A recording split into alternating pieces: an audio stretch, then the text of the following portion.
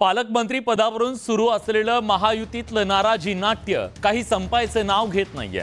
नाशिक आणि रायगडच्या पालकमंत्री पदाला स्थगिती दिलेली असली तरी नवी नावं जाहीर झालेले मंत्री पालकमंत्री पदावर कायम राहण्याची दाट शक्यता आहे। दुसरीकडे आधी मंत्रीपद आणि आता पालकमंत्री पद यावरून रंगलेल्या वादावरून विरोधकांनी मात्र सत्ताधाऱ्यांना जोरदार टोले लगावले। पालकमंत्री पदावरून दंगल सुरू, मंत्रीपद मग डिपार्टमेंट मग पालकमंत्री। मला खरं सांगू, मला उबग आला या विषयांचा। ॲक्च्युली मला उबग आला। पालकमंत्री पदावरून जी दंगल सुरू आहे ती त्या जिल्ह्यातल्या आर्थिक व्यवहारांसाठी। पालकमंत्री पदावरनं सुरू झालेलं नाराजी नाट्य आणि राजकारण दोनही थांबण्याचं नाव घेत नाहीये। खास करून नाशिक आणि रायगडच्या पालकमंत्री पदावरनं महायुतीत पडलेल्या वादाच्या ठिणगीचा आता भडका उडालाय। महायुतीतल्या वादाला आणखी हवा देण्याचं काम केलंय ते संजय राऊतांनी। पालकमंत्री पदासाठी सुरू असलेली दंगल आर्थिक कारणातनं सुरू असल्याचा सनसनाटी खुलासा संजय राऊतांनी केलाय। पालकमंत्री पदावरनं वाद घालून महायुतीनं बहुमताचा अपमान केल्याची टीकाही त्यांनी केली। पालकमंत्री पदावरून दंगल सुरू, त्याला दंगलच म्हणायला पाहिजे, कारण रायगडच्या पालकमंत्री पदावरून त्या जिल्ह्यामध्ये रस्त्यावर उतरून लोकांनी दंगल करणं, टायर जाळणं, गाड्या अडवणं, तटकरे यांच्या विरुद्ध घोषणा देणं, धमक्या देणं आणि नाशिकच्या बाबतीतही तेच घडले। मुख्यमंत्री फडणवीस पालकमंत्री पदाची घोषणा करून परदेशात गेले उदय सामंत यांच्याबरोबर। एकनाथ शिंदे यांची नाराजी त्या संदर्भात आहे। एकनाथ शिंदे यांची खरी नाराजी त्या संदर्भात आहे। पालकमंत्रीपद हे निमित्त आहे। पालकमंत्री पदावरून जी दंगल सुरू आहे ती त्या जिल्ह्यातल्या आर्थिक व्यवहारांसाठी।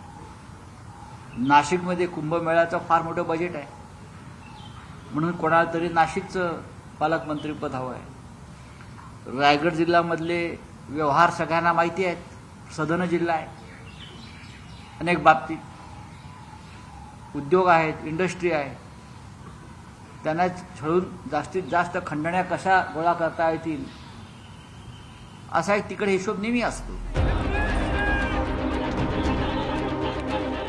पालकमंत्री पदावरनं सर्वाधिक वाद रंगला तो रायगड आणि नाशिकमध्ये। त्यामुळे दोनही ठिकाणच्या नियुक्त्यांना स्थगिती देण्यात आली। पण स्थगिती मिळाली असली तरी रायगडमध्ये अदिती तटकरे आणि नाशिकमध्ये गिरीश महाजनच पालकमंत्रीपदी कायम राहण्याची दाट शक्यता आहे। याबद्दलची काही खास कारणं न्यूज 18 लोकमतला सूत्रांनी सांगितली आहेत। गिरीश महाजन हे मुख्यमंत्री देवेंद्र फडणवीसांचे निकटवर्तीय मानले जातात। तसंच ते सरकारचे संकट मोचक अशी त्यांची ओळख आहे। 2च वर्षांनी नाशिकमध्ये कुंभमेळा होऊ घातलाय। त्याच पार्श्वभूमीवर गिरीश महाजनांकडे पालकमंत्रीपद राहावं यासाठी भाजप प्रयत्नशील असल्याचं कळतंय। तर इकडे रायगडचा निर्णय बदलणार नाही असा ठाम विश्वास राष्ट्रवादीच्या गोटात आहे। अदिती तटकरेंसाठी अजित पवारांकडनं राजकीय वजन खर्ची केलं जाण्याची शक्यता आहे। सोबतच राष्ट्रवादी काँग्रेसकडनं पालकमंत्री पदाचा मुद्दा प्रतिष्ठेचा केला जाऊ शकतो। अदिती तटकरेंची मंत्रीपदाची आणि पालकमंत्री पदाची सुद्धा ही दुसरी टर्म आहे। याच पार्श्वभूमीवर अदिती तटकरेंकडे रायगडचं पालकमंत्रीपद कायम असेल असा विश्वास राष्ट्रवादीच्या नेत्यांना आहे। खरं तर पालकमंत्रीपद जाहीर होण्यापूर्वी महायुतीचे 3ही प्रमुख नेते आणि अमित शहा यांच्यात चर्चा झाल्याची माहिती आहे। पण असं असताना सुद्धा नाराजी चव्हाट्यावर आल्यानं वेगळीच कुजबुज रंगते। आपल्यावर लोकप्रतिनिधीला पडेल ते काम, आम्ही सेवक आहोत या देशाचे। ह्या देशात एक चांगला पॉलिसी करून बदल घडवण्यासाठी आहे। मी तुम्हाला सांगू, मला एक गेले 2 महिने झालं हे सरकार आलं, एवढा मोठा मॅन्डेट त्यांना मिळाला आहे। मग मंत्रीपद मग डिपार्टमेंट मग पालकमंत्री। मला खरं सांगू, मला उबग आला या विषयांचा। ॲक्च्युली मला उबग आला। महायुतीत रंगलेल्या पालकमंत्री पदाच्या वादावरनं सत्ताधाऱ्यांनी काहीसा सारवासारवीचा प्रयत्न केलाय।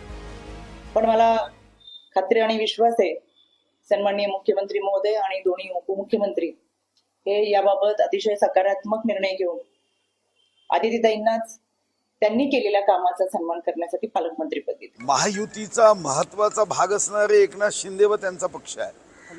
त्यांच्याही काही कार्यकर्त्यांसाठी, स्वतःच्या आमदारांसाठी काही इच्छा व्यक्त करणं हे गैर आहे असं मानणाऱ्यापैकी मी नाही. मोठ्या बहुमतानं सत्तेत आलेल्या महायुतीच्या गोटात आधी मंत्रिपदांवरनं वाद रंगला आणि आता पालकमंत्रीपदावरनं. त्यामुळे सरकारमधल्या बेबनावावरती टीका करण्याची आयती संधीच विरोधकांना चालून आली आहे. Bureau report, news 18 Lokmat.